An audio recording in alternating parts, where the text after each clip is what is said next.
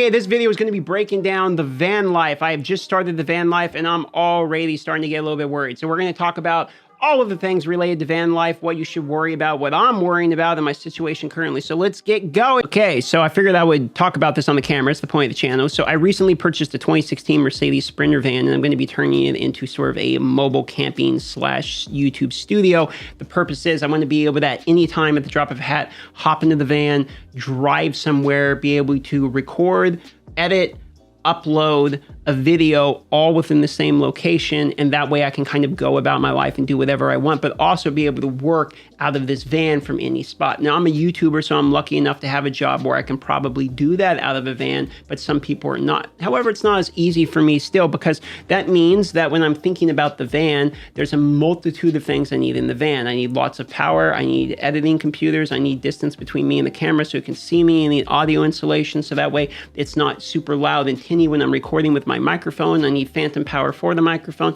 There's all of these issues that I'm having to solve now, and it can be very overwhelming. So what I want to do is just kind of tell you guys, if anyone here is a van life person or considering van life or anything like that, and you're getting anxiety and stress and all about that, I'm right there with you. I've been there too. I'm still with there. I think that everyone I've known so far who has been doing this has told me that this is something that they experience also. And I want to tell you kind of how I'm pushing through this. So what I have to do is I have to look at the resources I need, basically financially wise, is going to be quite expensive. But then I also have to look at the in-game potential of what I have available to me. So in my situation, I have the space to work on the van, which is something you're going to want to consider. I have family members who work on these type of things already that are willing to help me out.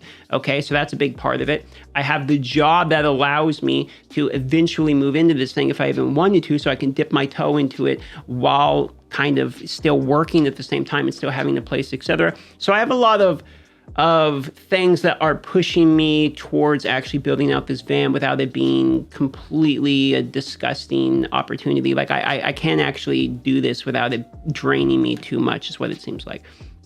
But that being said, I am still not, I'm not immune to the anxiety of building this van. So today, I just want to let you guys know, if you are a van person and you're worried about the build, or you're halfway through your build or anything like that, you're not alone. Seems like this is something that consistently people go through. And as of today, I am kind of worried about a whole bunch of things. I'm worried about the longevity of the build. I'm worried about the mechanics of the build, the finances of the build, the skill set that I have, having to rely on other people to help me with the build. There's a lot of things that I'm really concerned about. But I'm balancing that with the opportunity that you can always rent this thing out if you need to. I live in Alaska. A lot of people rent these things on a daily type of basis to go camping with, etc. So there's a business opportunity there, and balancing it out with the fact that I have a job that allows me to live out of this thing if I want, and family members that can help me with the build, etc. So I think if you're considering to do the van life build and you're thinking, I really want to live out of a van, you need to consider a number of things. These number of things include the finances for the van, the finances for the materials inside of the van, the labor for the van, the reliability of the van if it's used, any mechanical issues, and the cost and labor associated with that. You need to consider the space for the van actually to live in. You need to consider how you're going to be able to utilize that workspace, because I have a workspace, but it's sometimes full of other people, etc. So you have to consider, do you have other people that are willing to help you? What is your skill set? It's a pretty big picture.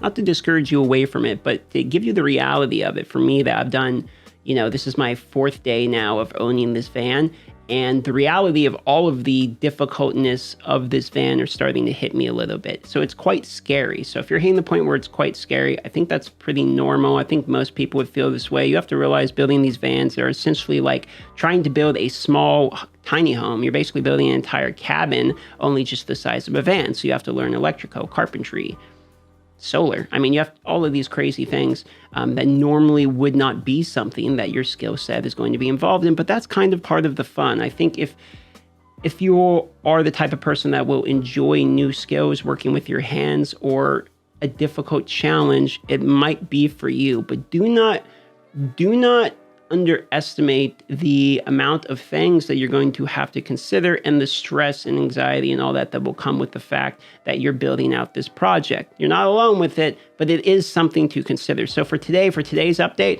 I want to let you guys know I'm pretty scared about the project up ahead while also being excited at the same time. You'll see more updates on this on a semi-daily basis, so consider liking this video or subscribing to this channel to see more van life updates. Love y'all, and I'll see you on the next one.